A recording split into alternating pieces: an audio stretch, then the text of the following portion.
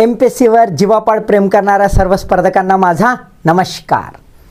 लोकसंख्याशास्त्रीय संक्रमणाचा सिद्धांत demographic transition theory population theory मधला अत्यंत महत्त्वाचा भाग आहे हा, आणि हा इकॉनॉमिक पॉइंट ऑफ व्ह्यू आणि जिओग्राफिकल पॉइंट ऑफ व्ह्यू, खरं पॉलिटिको पॉइंट ऑफ व्ह्यू सुद्धा महत्त्वाचा आहे, पॉलिसी पॉइंट ऑफ व्ह्यू सुद्धा महत्त्वाचा आहे, पण आपण इथे इकॉनॉमिक अँगल, जिओग्राफिकल अँगल आणि बाकीचा पॉलिसी अँगल पण इथे घेतोय।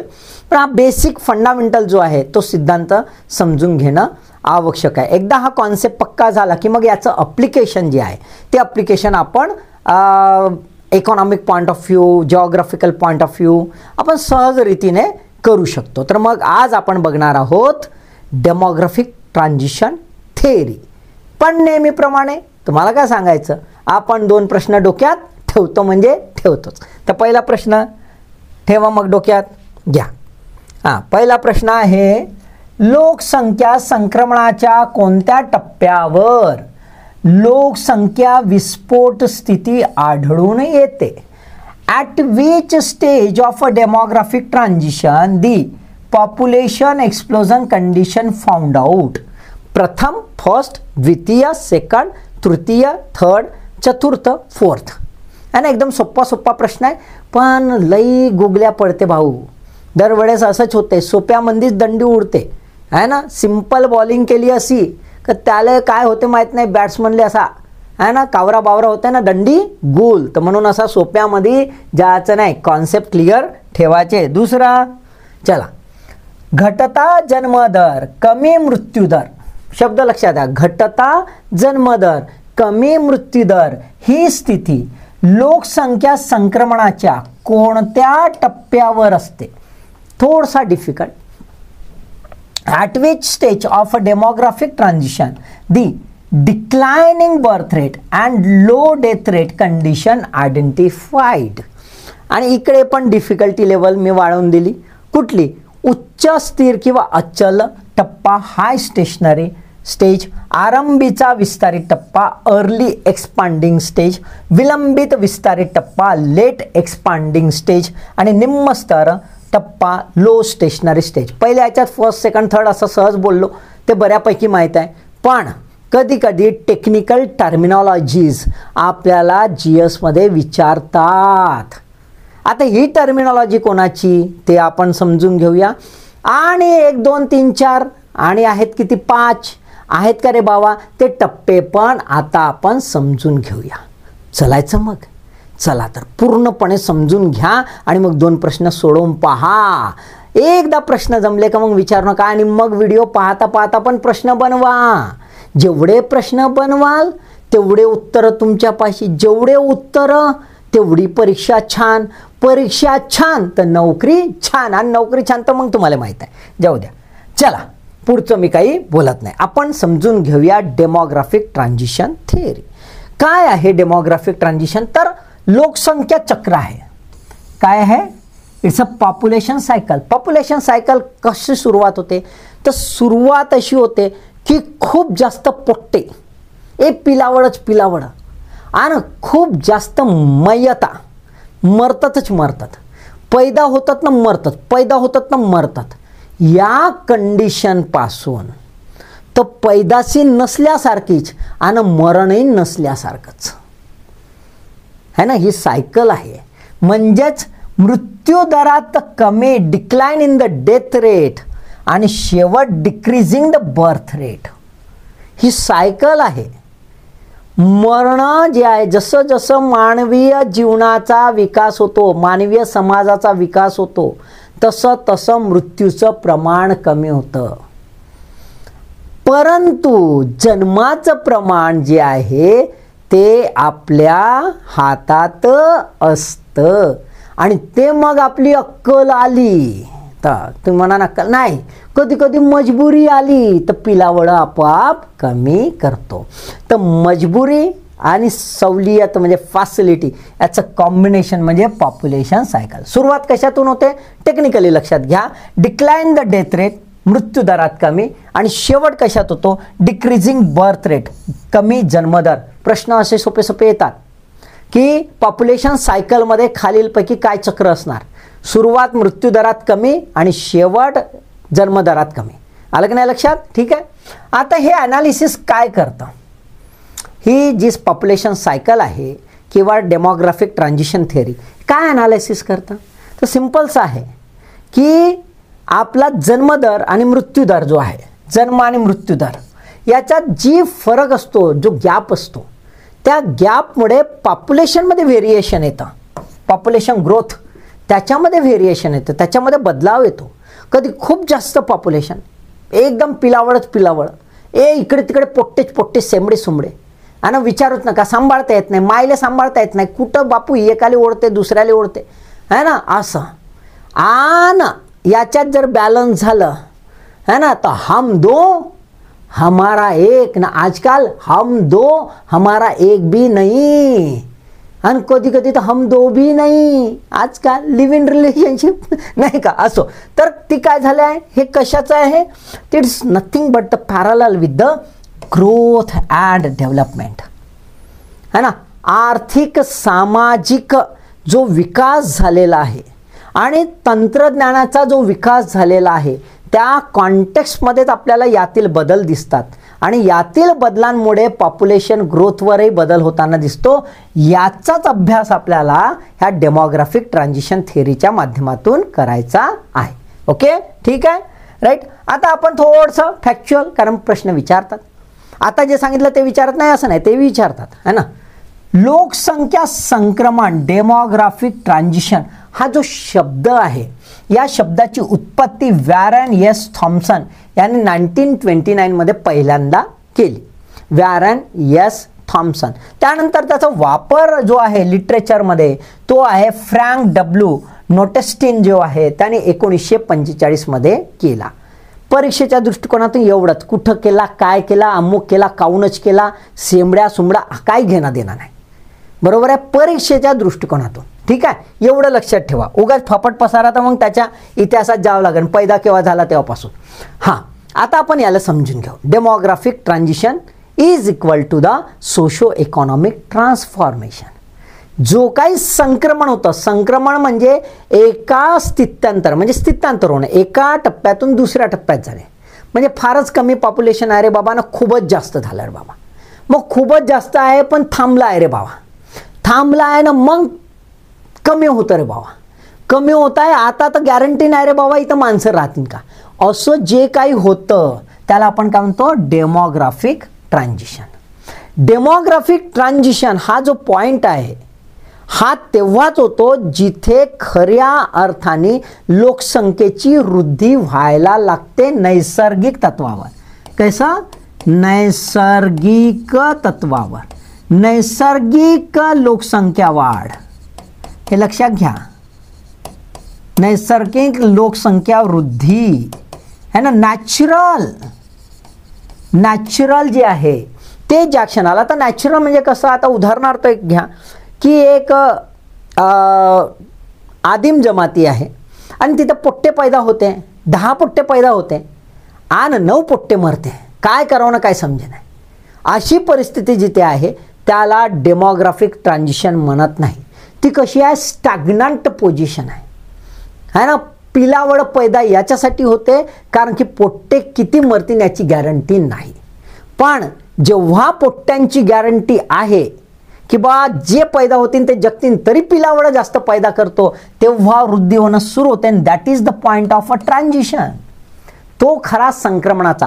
मग ही संक्रमणाची जेव्हा सुरुवात होते त्या संक्रमणातून समाज जो आहे तो समाज मग काय डेलिबरेट ॲक्टिव्हिटी, हेतुपुरस्सर काही ॲक्टिव्हिटी करतो का? त्यांच्या मानवीय विचारांमध्ये काही फरक पडतो का? सामाजिक जाण वाढते काय? तंत्रज्ञानाचा पुरेपूर उपयोग करून अधिकाधिक सुबत्ता ते आणू शकतात का? या सर्व बाबी मग सुरू होतात आणि म्हणूनच त्याचं गुणोत्तर आहे सोशो इकॉनॉमिक ट्रान्सफॉर्मेशनमध्ये. म्हणजेच एकदा पिलावळ जास्त जन्माला लागली की जेव्हा माणसाला अक्कल येते, मग केव्हा अक्कल येईल माणसाला? जेव्हा माणूस सुशिक्षित होईल आणि जेव्हा त्याला वाटण की पोट्टे सांभाळणं फालतूचे धंदे आहेत, पोट्टे सांभाळून काही फायदा नाही, स्वतःचं करिअर कराव आणि काहीतरी देऊन जाव, काहीतरी एंगेज व्हाव, पोट्टे पैदा करण्यातच एंगेज नाही राव, असं जेव्हा अक्कल येते म्हणजे सोशिओ इकॉनॉमिक ट्रान्सफॉर्मेशन जेव्हा होतं तेव्हा यालाही, ह्या वृद्धीलाही काय होते, एक फुल स्टॉप मिळतो. म्हणूनच डेमोग्राफिक ट्रान्झिशन इज है ना proportionate to the socio economic transformation असं आपल्याला दिसतं. आणि ह्या जे सिद्धांत आहे, ह्या सिद्धांतावरून आपल्याला हे समजायला लागतं की कोणता समाज कुठल्या स्थितीत आहे, है ना. आपल्या इथे जर बघितलं भारताच्या दृष्टिकोनातून तर आपल्याला सर्वात जास्त पोट्टे पैदा होताना कोणकोणत्या प्रदेशात दिसतात, तर आपण लगेच म्हणतो की तिथे सामाजिक मागासलेपण आहे असा शब्द वापरतो ना, बरोबर आहे का. तर इथे पोट्टे जास्त पैदा होते. पोट्टे कायसाठी पाहिजे, तर बाबा माणूस मेला है ना, बाप मेला का त्याला लाथ माराले म्हणजे है ना मोक्ष प्राप्ती होते बा म्हणून. मग पोट्टे मिळत नाही म्हणून पोट्ट्या पैदा करायच्या असं काही होतं, तर ते कशामुळे होतं, सोशिओ इकॉनॉमिक बॅकवर्डनेस. म्हणूनच हे गुणोत्तर आहे ट्रान्सफॉर्मेशनचं. ठीक आहे. आता आपण 5 स्टेज समजून घ्या. कोणाचे, CP ब्लॅकर्स 1947ला यांनी यूज केलं होतं. आणि हे कधी कधी तुम्हाला जनरल स्टडीजला विचारतात म्हणून. पहिला आहे टप्पा उच्च अचल टप्पा, हाय स्टेशनरी स्टेज. दुसरा आहे आरंभिक विस्तारणशील टप्पा, अर्ली एक्सपांडिंग स्टेज. मी मराठी आणि इंग्रजी त्यासाठी देतोय, कधी कधी मराठी परिशब्द बरेचसे असतात आणि मग बाउन्स होतं, इंग्रजी आपल्या हाताशी असावं. तिसरं आहे विलंबित विस्तारणशील टप्पा, लेट एक्सपांडिंग स्टेज.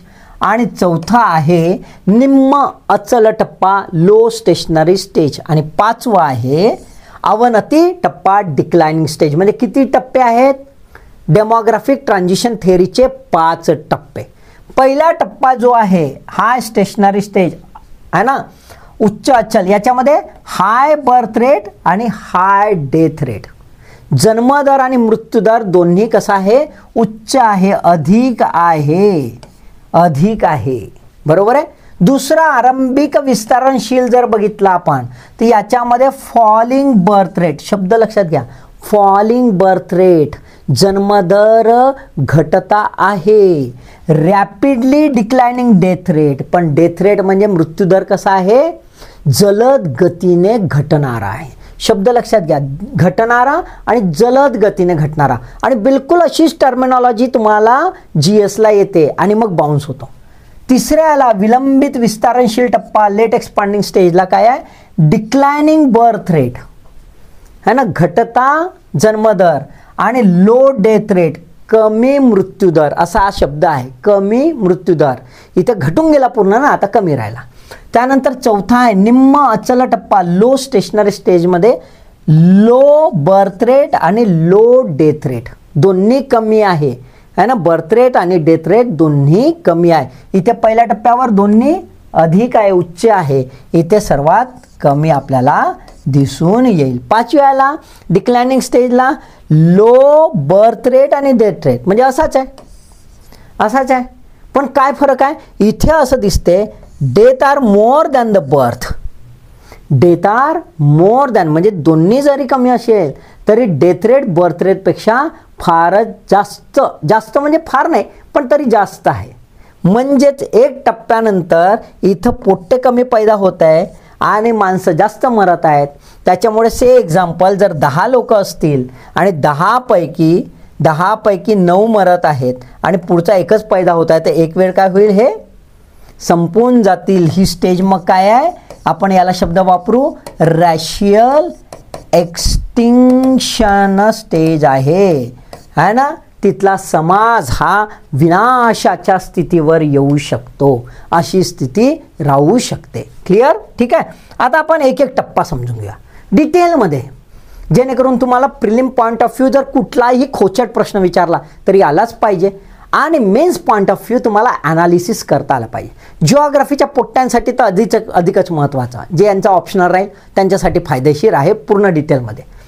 प्रथम फर्स्ट स्टेज आहे ना. आता लक्षात घ्या, हा जो मी घेतला आहे ना पॉईंट, हे सर्व पूर्ण जे काय आहे ते इग्नूमधून घेतला आहे. कुठून घेतला आहे? इग्नू. आधार कुठला घेतला आहे? थोडासा इकॉनॉमिक पॉईंट ऑफ व्ह्यू आधार घेतला आहे काही इकॉनॉमीच्या पुस्तकातून. आणि म्हणजे तुम्हाला रमेश सिंगला तर दिला नाही, इंडियन इकॉनॉमीच्या आला, बरोबर आहे.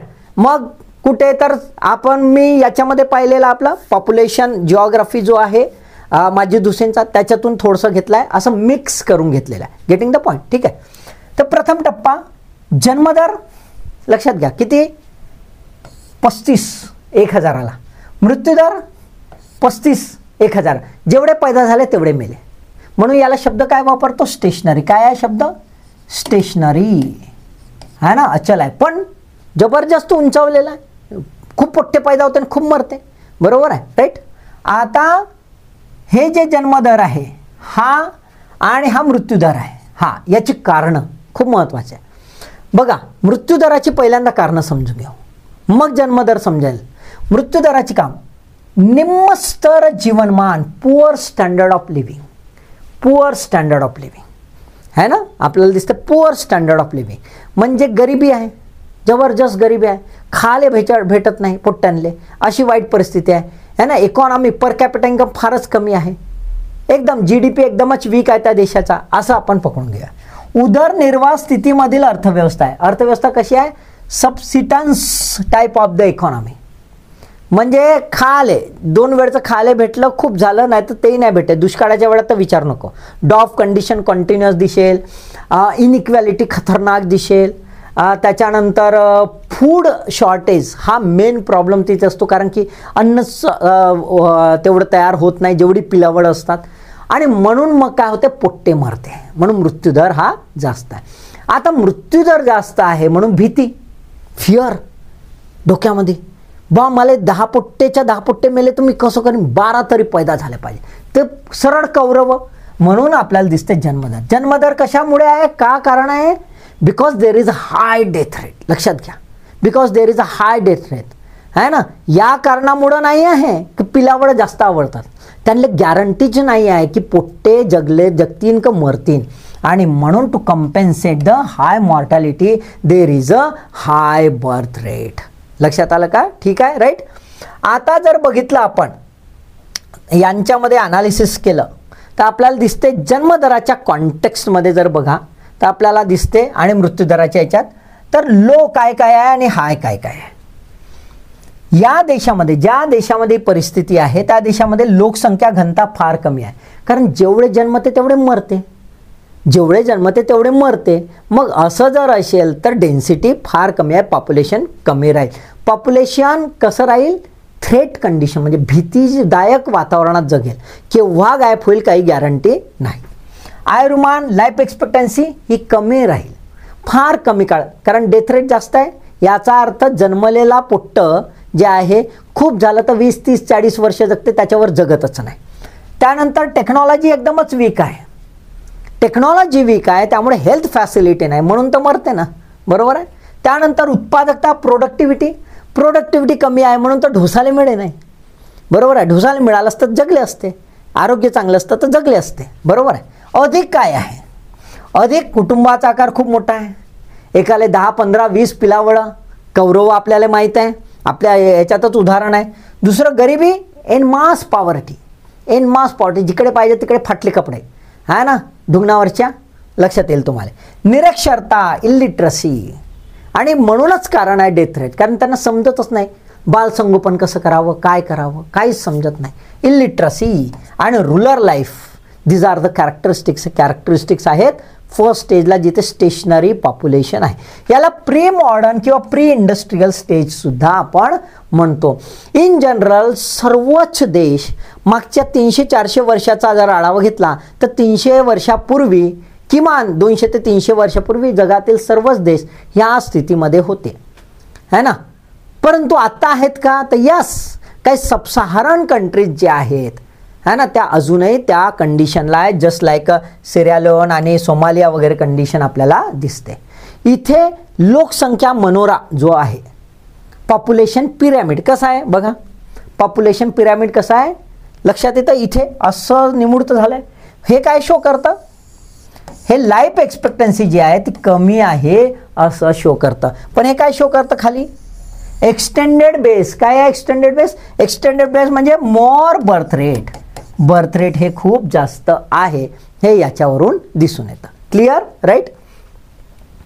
त्याच्यानंतर दुसरा टप्पा. दुसरा टप्पा म्हणजे बॉम्ब गोला. बूम, है ना, म्हणजे पॉप्युलेशन एक्सप्लोजन, लोकसंख्येचा विस्फोट. या सेकंड स्टेजला 2 स्टेप्स आहेत.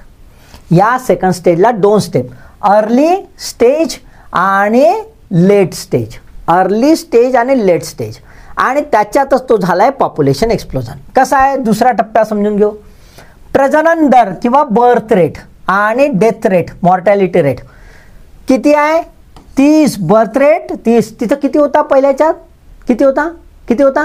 35. यस 35. पण मृत्यूदर तिथे किती होता?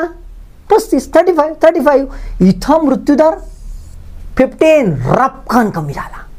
कसा? रपकन कमी झाला. इथं मात्र फर्टिलिटी रेट म्हणजे बर्थ रेट हळूच कमी झाला, है ना. पोट्टे अजूनही तेवढेच पिलावळ पैदा होत आहेत. मरण्याची संख्या कमी झाली आहे.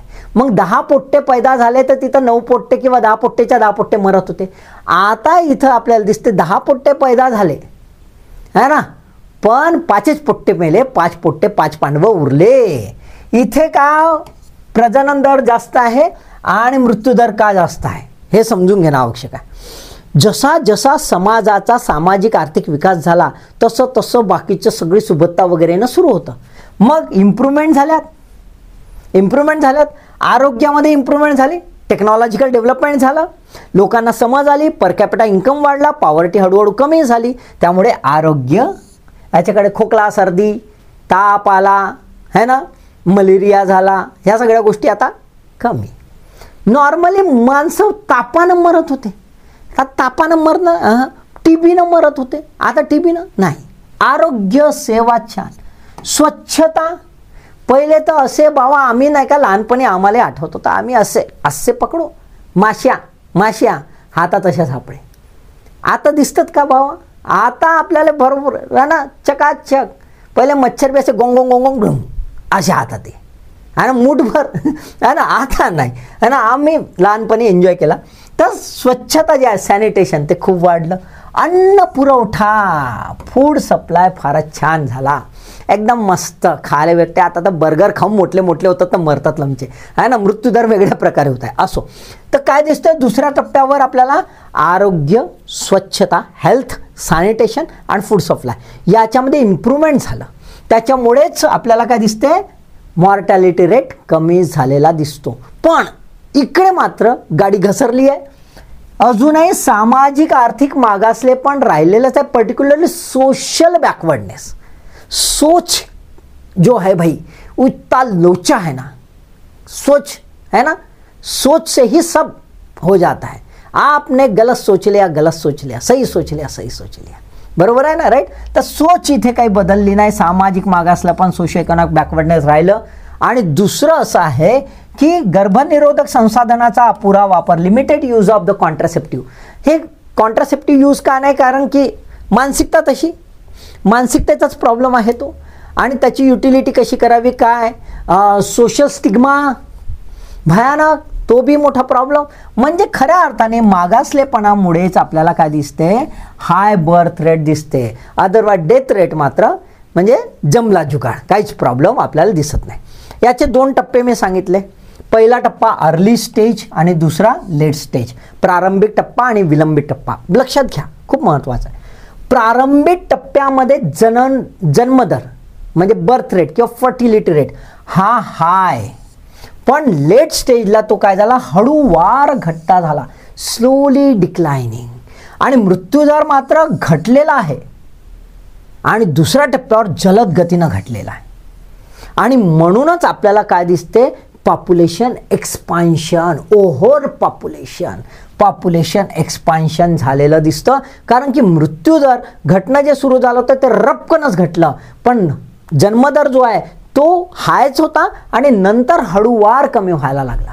फारच मंद. म्हणजे 35चा 30च आला, इथं 35चा 15 कितीनं कमी झाला, है ना. इथं 20नं कमी झाला आणि 5नंच कमी झाला, है ना. 15ची पिलावड जाणार कुठं लमचे, आला ना प्रॉब्लेम. त्याच्यामुळे आपल्याला प्रॉब्लेम येतो. आता याची कारणं बघा कसं दिसतंय, तर क्रमवार वृद्धी दर, जनरल इन्क्रीजिंग रेट आपल्याला इथे दिसून येतो. इथे क्रमवार सबसिडिंग रेट हळूहळू हळूहळू ग्रॅज्युअली घटत गेलेला आहे, इथे ग्रॅज्युअली वाढत गेलेला आहे. म्हणजे हा वाढत वाढत वाढत वाढत नेला, इथे जरी कमी होत असलं पण हे एवढं फुगून गेलं होतं की कठीण झालं होतं. मग अर्ली स्टेजला काय कंडिशन होत्या, तर अर्ली स्टेजला ग्रामीणीकरण, कृषीप्रधानता, परंपरागतता ही होती आणि ती हळूहळू हळूहळू ट्रान्सफॉर्म होत होती. कुठे? अर्बनायझेशन, इंडस्ट्रियलायझेशन आणि मॉडर्नायझेशनकडे. ही जेव्हा ह्या स्टेजला आली तेव्हा सेकंड स्टेज आपल्याला दिसून येते आणि सेकंड स्टेजला आपल्याला काय दिसतंय, त्यावेळेपर्यंत ते पॉप्युलेशन एक्सप्लोजन होऊन गेलं होतं. पण आता पॉप्युलेशन एक्सप्लोजनला विराम मिळणार आहे, ही पण याच्यामध्ये आपल्याला एक पॉझिटिव्ह टिंट दिसून येते सेकंड स्टेजला. बरोबर आहे. बघा पिरॅमिड कसा आहे, पिरॅमिड कसा आहे, है ना, बेस आहे, एक्सटेंडेड बेस आहेच. पण आता हे असं आहे का, असं आहे का, नाही. का? तर इथे आपल्याला दिसतं मॉर्टॅलिटी रेट कमी झालेला आहे, मृत्यूदर कमी झालेला आहे, म्हणजेच जीवनमान थोडंसं उंचावलं आहे, लाईफ एक्सपेक्टन्सी वाढलेली आहे. जे आधी 30, 35, 40मध्ये मरत होते आता 50-60 पर्यंत जगत आहेत. लक्षात आलं का? म्हणजे थोडेसे म्हातारे लोक बी वाढायला लागले. म्हणून पिरॅमिड कसा आता ट्रायंगल फॉर्म, आधी ट्रायंगल फॉर्ममध्ये होता का, नाही, निमुडता होता, है ना. पिरॅमिड कसा होता, निमुडता असा होता. आता हे झालं. कोण कोण आहे, केनिया आहे, इंडोनेशिया आहे, यमन आहे, नेपाळ आहे, भूतान आहे, त्याच्यानंतर बांगलादेश, पाकिस्तान, इराण, मलेशिया हे देश आपल्याला ह्या सेकंड स्टेजवर दिसून येतात. तुम्ही म्हणा भारत कुठे गेला, भारत इथून आता समोर गेला, आता समोर गेला, आता ह्या स्टेजच्या तिकडे चालला गेला. बघू आपण, तर भारत आला आपल्या तिसऱ्या स्टेजला इकडे. फक्त एक समोर पोट्ट नाही काढलो मी इथं, है ना, पण हम दो हमारे दो, है ना. पहिले 70s पर्यंत हम दो हमारे तीन, त्याच्या पूर्वीपर्यंत हम दो हमारे कितने भी. म्हणजे इकडे पोरीचं लग्न राहत होतं आणि पोरीले पोरगी होत होती आणि मायले बी पोरगी होत होती, अशी स्थिती 70s before. 70s to 80s काय होतं, तर पोरीच्या लग्नाच्या वेळेस मायले पोरगी कदाचित होऊ शकत होती, है ना. 80sच्या नंतर आपल्याला काय दिसते, हम दो हमारे दो. आता 90sमध्ये आपण ह्या चक्रामध्ये आलो, 90-2000मध्ये हम दो हमारे एक. भविष्यात आम्ही भारतवाले काय करू, हम दो भी नहीं हमारा एक भी नहीं, है ना, OIO जाऊ द्या. हां, तर तिसरा टप्पा आहे थर्ड स्टेज. थर्ड स्टेजमध्ये लक्षात घ्या काय आहे, स्टेबल पॉप्युलेशन ग्रोथ. काय आहे, स्थिर लोकसंख्या वृद्धी, स्टेबल पॉप्युलेशन ग्रोथ झालेलं, म्हणजे ग्रोथ कसा आहे, स्टॅबिलिटी आलेली आहे. जन्मदर आणि मृत्यूदर, जन्मदर आणि मृत्यूदर आता डिजिट बदललेले आहेत, आता सिंगल डिजिटमध्ये आलेले आहेत, आता सिंगल डिजिटमध्ये आलेले, आता डबल डिजिटमध्ये राहिलेले नाही. बरोबर आहे. इथे बर्थ रेट कसा आहे, डिक्लायनिंग. काय आहे, डिक्लायनिंग, घटता आहे आणि डेथ रेट सुद्धा लो आहे. घटता आणि लो लक्षात घ्या, है ना, घटता आणि लो. आता का घटता आहे त्याची कारण, का घटता आहे त्याची कारण, तर सर्वात महत्त्वाची आहे स्त्री.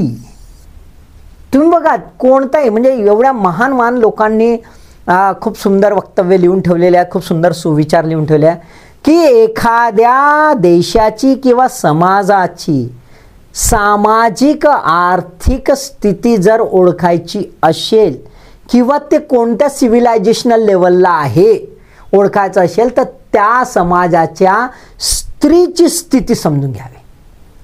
आलं का नाही लक्षात. तर स्त्री खूप महत्त्वाची आहे, है ना. Woman is a barometer of a civilizational development. सांस्कृतिक विकासाचं हे आहे, बॅरोमीटर आहे, प्रमाण आहे. त्यामुळे स्त्री खूप महत्त्वाची, लक्षात घ्या. आता इथे जन्मदर का कमी झाला, तर स्त्रीचं उच्च शिक्षण, हायर एज्युकेशन. पहिले बालविवाह, आता नाही, कारण ती बिचारी शिकत आहे ना.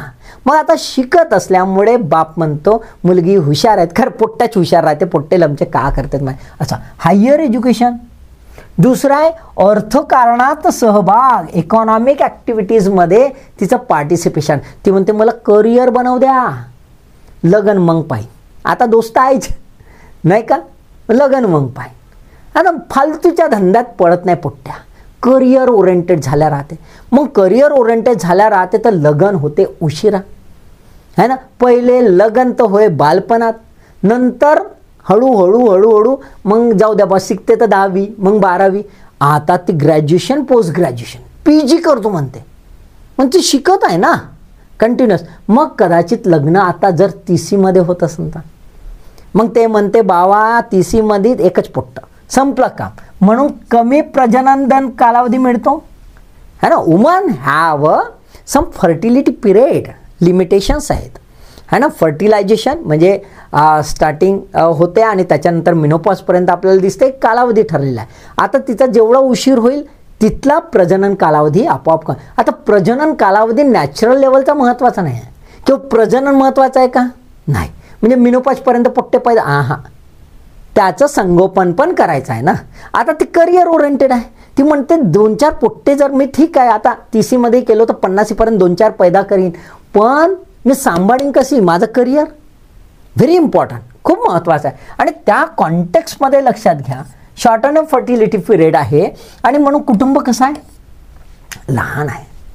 कुटुंब कसं आहे लहान आणि ती स्वतः इकॉनॉमिकली ॲक्टिव्ह आहे, हायर एज्युकेशन घेतलं आहे तर ती संस्कार मुलावर एकदम बेहतर, मग तो पण एकदम मार्वलस. मग आता बघा कशी सोशिओ इकॉनॉमिक कंडिशन बदलते. लक्षात आलं का. कुटुंब पण कमी झालं पण क्वालिटी वाढली, कुटुंब पण कमी झालं पण क्वालिटी वाढली. आता मृत्यूदर का कमी आहे त्याची कारणं. आरोग्य कुणाचं तर स्त्रीच्या आरोग्यावर फोकस है ना, स्त्री प्रजनन प्रणालीवर फोकस, वुमन्स रिप्रोडक्टिव्ह सिस्टीमवर फोकस, तो महत्त्वाचा आहे. बाकी तर आरोग्य आहे त्यामुळे जीवनमान उंचावलेलं आहे, लाईफ एक्सपेक्टन्सी आयुर्मान उंचावलेलं आहे, ते सर्व तर झालं आहे, पण स्त्रीच्या आरोग्यावर फोकस केलेला आहे. त्यामुळे जी फिमेल जे आहे प्रॉब्लेम्स व्हायचे, पर्टिक्युलरली मॅटर्नल मॉर्टॅलिटी वगैरे रेट खूप जास्त राहायचे, ते संपलेले आहेत, तिला सिक्युरिटी मिळालेली आहे, हे महत्त्वाचं. दुसरं गरिबीचे प्रमाण कमी है ना, पॉवर्टी कमी झाली तर त्यामुळे हेल्थ फॅसिलिटी तो सहजरित्याने घेऊ शकत आहे, तो चांगलं अन्न ढोसत आहे, काहीच प्रॉब्लेम नाही. अन्न निवडीची विविधता आली आहे, म्हणजे न्यूट्रिशनल डायव्हर्सिटी त्याला मिळाली आहे, त्याच्यामुळे तो तगडा मस्त साठीमध्ये बी धावते, काही टेन्शन नाही. उंचावलेले जीवनमान आहे, इन्क्रीजिंग लिव्हिंग स्टँडर्ड आहे, फॅसिलिटीज जबरदस्त होत आहे, त्यामुळे डेथ रेट कमी झालेला आहे. Getting the point. लक्षात घ्या प्रत्येक टप्प्यावर जन्मदर आणि मृत्यूदर जे काही स्थितीत असतील त्याची कारणं आहेत तशी विचारल्या जातात. लक्षात आलं का. ठीक आहे.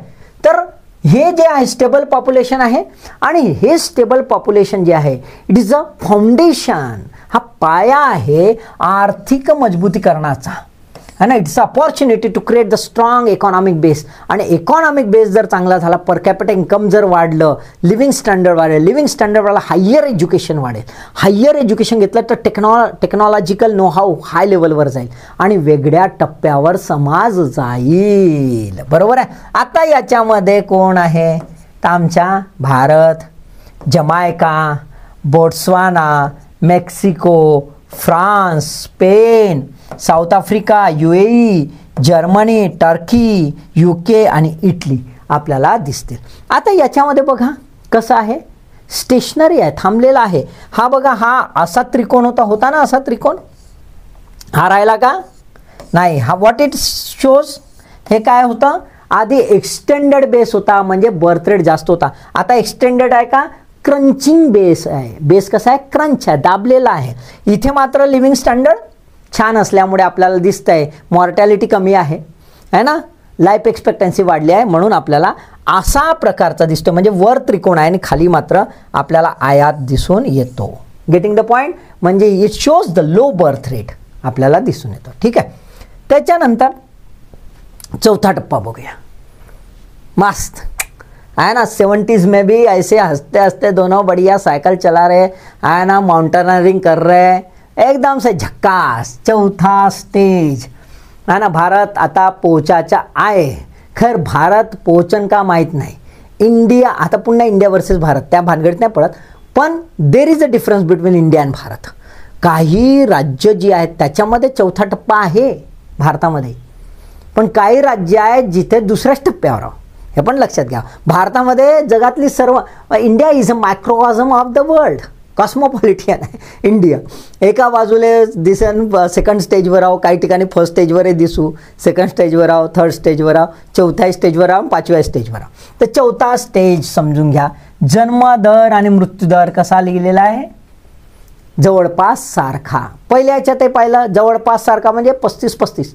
इथे जवळपास सारखा म्हणजे आपल्याला असं दिसेल replacement level. What is the replacement level? 2.1 is a replacement level.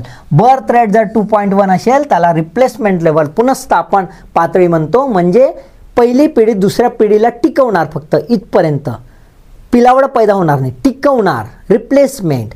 पहिलं जनरेशन जर मेलं तर दुसरं जनरेशन आहे रे बाबा, याच्या सस्टेनेबिलिटी होईल असंच आपण म्हणूया. पण त्याच्यापेक्षा सुद्धा कमी राहू शकते बर्थ रेट. आणि डेथ रेट हा मात्र तसाच राहील. म्हणजे दोघांमध्येही कमी आहे. दोघांमध्ये 1, 2, 2, 3% संपलं. 3 त्याच्यावर नाही. ठीक आहे. आता मृत्यूदर का कमी आहे? तर उच्च आरोग्य सेवा आहे, हाय मेडिकल फॅसिलिटीज आहे, एक्स्ट्राऑर्डिनरी फॅसिलिटीज, काय टेन्शन नाही. आपण पाहतो ना विकसित देशामध्ये बरेच वेळा आपण हे बघतोय की बाबा तिथे पूर आला आणि 2 माणसं मेली. आपल्याकडे पूर आला आणि 2000 मेली, है ना, असं ऐकतो ना. बघा है ना, तिथल्या फॅसिलिटीज अशा, डिसास्टर मॅनेजमेंटच्या फॅसिलिटीज, हेल्थ फॅसिलिटीज, अरे विचारू नका, गजब. म्हणजे असं कोणी प्रेग्नंट लेडी जी आहे ती ओटीमध्ये मेली असं कधी ऐकत नाही आपण तिथे. लक्षात आलं का? ते पहिलेपासून प्रिकॉशन आपल्याकडे खूप केसेस दिसतात. इथे बघा ओल्ड एज प्रोटेक्शन स्कीम्स तिथे आहेत, त्यामुळे म्हातारा लोकांना टेन्शन नाही. आपल्या इकडे म्हातारा लोक कुठं जाते बाबा?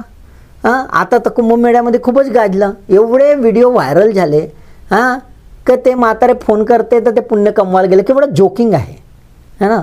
म्हणजे ही नेण्यासारखं असो है ना. तर आपल्या तिथे बघितलं तर तिथेही तशीच परिस्थिती आहे, पण तिथे ओल्ड एज प्रोटेक्शन स्कीम जबरदस्त आहेत. काही प्रॉब्लेम नाही, म्हातारा लोकांना काहीच टेन्शन नाही, पोट्टे ज्या मरा कुठेही लमचानवा. आपल्या भारतामध्ये ती फॅसिलिटीज सध्या तरी दिसून येत नाही. बरेचसे NGO वर्क करतात पण they are not up to the mark, किंवा बरेचसे तर धंदे करते, जाऊ द्या. तर वयोवृद्ध संख्यांची वृद्धी या ह्याच्यात आपल्याला एज पॉप्युलेशन हे जास्त दिसून येते. ही कशी आहे? स्लगिश किंवा स्टेबल पॉप्युलेशन ग्रोथ आहे.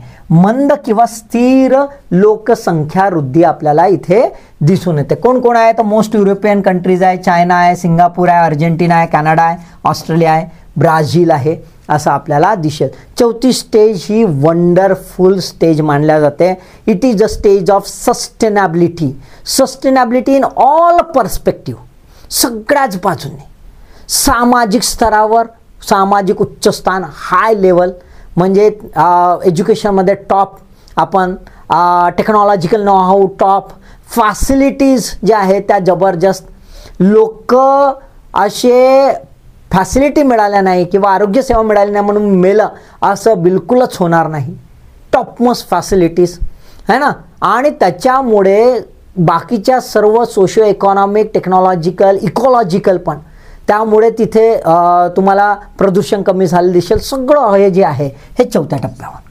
चल, top of the society, top of the, ही अपेक्षा आहे. ही काय अपेक्षा? यातला पिरामिड बघा कसा आहे.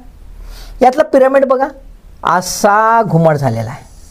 म्हणजे असा टॅपर आहे का? नाही. म्हणजे इथे जी आहे इथे वयोवृद्ध लोकसंख्या अधिकाधिक वाढलेली आपल्याला दिसून येते. हे अंकुंचन पावलेलं आहे. इथे बघा बेस कमी झाला, अंकुंचन. म्हणजे याच्या बदल्यामध्ये हे आधी कसं होतं, हे हा बेस एवढा मोठा आणि हे एवढंच. आता बघा हे दोन्ही समसमान आलेला आपल्याला दिसून येते. इथे एज पॉप्युलेशन आपल्याला भरपूर प्रमाणात दिसेल. ठीक आहे. आणि शेवटचा टप्पा आपण समजून घेऊया. 5वा टप्पा, जन्मदर आणि मृत्यूदर काय आहे? ॲप्रिशिएबल डिक्लाइन, विलक्षण घट. ॲप्रिशिएबल डिक्लाइन, विलक्षण घट. कुटुंब आकार हा हेतू पुरस्सर नियंत्रित केलेला असेल. Deliberately control the family size. हम दो हमारा एक रहेगा तो रहेगा, नहीं तो नहीं रहेगा. वाय? का? खूप महत्वाचा आहे. हाय एज्युकेशन लेवल, टेक्नॉलॉजिकल नॉ-हाऊ, तंत्रज्ञानाचा स्तर, लेबर स्पेशलायझेशन, श्रमविशेषीकरण, इंडस्ट्रियलायझेशन आणि अल्ट्रा अर्बनायझेशन, उच्च शहरीकरण एकदमच जबरदस्त आपल्याला दिसेल. आता हे सगळं करता करता शिक्षणासाठीच वेळ भरपूर जातो, त्यामुळे ते स्पेशलायझेशन करता करता अजून वेळ जातो आणि त्याच्यामुळे प्रत्येक व्यक्ती हा इंडिपेंडंट असल्यासारखा वागतो. त्याला सगळ्या फॅसिलिटीज त्याच्यात मिळतात आणि सोबत तो इतका करिअर ओरिएंटेड असतो आणि इतका वेळ त्याच्यात घालवतो की त्याला फॅमिली बनवायची गरज भासत नाही. Is a too much career oriented. बरोबर आहे. आता हे जर बघितलं तर याच्यामध्ये म्हणून काय दिसतो आपल्याला, ॲप्रिशिएबल डिक्लाइन. बरेच वेळा असा असेल की मृत्यूदर हा थोडासा जास्त असेल, बर्थ रेट जन्मदर मात्र नसल्यासारखा असेल, कारण की मॅक्झिमम जे लोक आहेत ते लग्न करत नाही आणि केला तर पोट्टे पैदा करत नाही, because both are engaged in their own career sphere. अशी परिस्थिती येते आणि म्हणून ह्या स्टेजला, हे स्टेज फार छान आहे, एकदमच बढिया आहे, पण ही स्टेज जर निरंतर राहिली तर काय होऊ शकतं, एक्सटिंक्शन होऊ शकतं है ना, जमात नष्ट होऊ शकते, रेस माइट बी एक्सटिंक्ट. ही भीती आहे. ही कुठल्या देशांमध्ये आहे, अँग्लो अमेरिकन कंट्रीज आहे, वेस्ट युरोपियन कंट्रीज आहे, सिंगापूर, हाँगकाँग, जापान याच्यामध्ये आपल्याला दिसते. इथे बघा आपल्याला हा असा थोडासा बेस होता आधीच्या याच्यात, तो पण गायब झाला, हा पण गायब झाला आणि हा असा घुमट तयार झाला. बघा हा कम्प्लिटली कॉन्स्ट्रक्टिव्ह आहे, कम्प्लिटली अंकुंचन पावलेला आहे. त्याच्यामुळे भविष्यात एज पॉप्युलेशन जास्त राहील, पोट्टेच राहणार नाही. हे कदाचित असं उलटं होऊन जाऊ शकते आणि ज्या क्षणाला उलटं झालं समजा की तो समाज नष्ट झाला, कारण की पुढे त्याला पॉप्युलेशनच नाही आहे पुढचं जनरेशन करायला. गेटिंग द पॉईंट, लक्षात आलं. आणि म्हणून ह्या स्टेजला जे जे आहेत कम्युनिटीज, जे जे देश आहेत ते आता काय करत आहेत, ते आता प्रोत्साहन देत आहेत, अधिकाधिक मुलं पैदा करा रे बावा, है ना. रशियामध्ये तर स्कीम अशी 10 पोट्टे पैदा केल्या, मेडल, नोकऱ्या, अशी परिस्थिती आपल्याला दिसते. इवन चायनाने आता सुरू केलेलं आहे की बाबा नाही पोट्टे पैदा करा. None of the society of the world wanted to extinct. कोण म्हणतो असं? प्रत्येकाला आपलं नेक्स्ट जनरेशन टिकवायचं आहे आणि याच्यासाठी धावपळ करायची आहे. So the scenario, demographic transition थेअरीचा सिद्धांत जेव्हा आपण बघतोय तर काय बघतोय, आपल्याला लक्षात येतं की कुठे पॉलिसी कशी असली पाहिजे, पॉप्युलेशन पॉलिसी कशी असली पाहिजे, राज्याने देशाने जे नीती बनवतात त्यांनी कसं लक्ष दिलं पाहिजे, समाजाने कसं कार्य केलं पाहिजे. पिलावड तर राहिली पाहिजे पण मॅनेजेबल कंडिशनमध्ये, खूप जास्त नाही खूप कम नाही, ना कम ना जादा. Getting the point. आता आपण शेवटचं एक नटशेलमध्ये पाहून घेऊया. नटशेल खूप बघणं आवश्यक आहे. आपल्याला दिसतो प्रथम, द्वितीय, तृतीय, चौथा आणि पाचवा. तर आपल्याला काय दिसतंय, बर्थ रेट आणि डेथ रेट जो आहे हाय आहे आणि इथे मात्र बर्थ आणि डेथ रेट संपलेला, पण इथे नवीन सुरुवात आपल्याला होताना दिसून येते. हा जो पोर्शन आहे सेकंड आणि थर्ड, हाला काय म्हणतो, पॉप्युलेशन इन्क्रीज, नैसर्गिकरित्या नॅचरल पॉप्युलेशन आहे ना, काय म्हणतो याला आपण, नॅचरल पॉप्युलेशन इन्क्रीज, नैसर्गिकरित्या इथे होता आणि त्याच कारणामुळे हा जो पोर्शन आहे ह्या पोर्शनला आपण पॉप्युलेशन एक्सप्लोजन म्हणतो. इथे आपल्याला दिसतंय प्रथम याला विस्तारित पाया असलेला, एक्सटेंडेड बेस असलेला जनसंख्या किंवा लोकसंख्या मनोरा, पॉप्युलेशन पिरामिड. दुसऱ्याला जलद विस्तारित आहे, रॅपिडली एक्सटेंडेड आहे. तिसऱ्याला स्थिरावलेला आहे, स्टॅबिलाइज्ड आहे. चौथ्याला अंकुंचनात्मक आहे, कॉन्स्ट्रक्टिव्ह. आणि पाचव्याला अंकुचित बेस आहे ना, कॉन्स्ट्रक्टिव्ह बेस. पहिला आणि दुसरा जो आहे त्याला आपण म्हणतो एक्सपान्सिव्ह पॉप्युलेशन पिरॅमिड. काय म्हणतो, एक्सपान्सिव्ह पॉप्युलेशन, विस्तारित लोकसंख्या मनोरा. दुसरा आहे स्थिरावलेला अचल मनोरा, स्टेशनरी. आणि तिसरा आणि म्हणजे चौथा आणि पाचव्याला आपण म्हणतो कन्स्ट्रक्टिव्ह पॉप्युलेशन पिरॅमिड. असं पण कधी विचारतात, त्यामुळे एवढं लक्षात ठेवायचं. मला वाटते पॉप्युलेशनचा एवढा कॉन्सेप्ट सफिशियंट आहे. थोडंसं थेरॉटिकल कॉन्टेक्स्टमध्ये पण पहा, मेन्सच्या कॉन्टेक्स्टमध्ये. सोबतच प्रिलिममध्ये जर एखादा स्टेज डिटेलमध्ये विचारला तर तो पण मी इथे क्लिअर करून दिलेला आहे. मला वाटतं याच्या व्यतिरिक्त काही विचारण्यासारखं राहिलेलं नाही. सो अभ्यासासाठी ऑल द बेस्ट.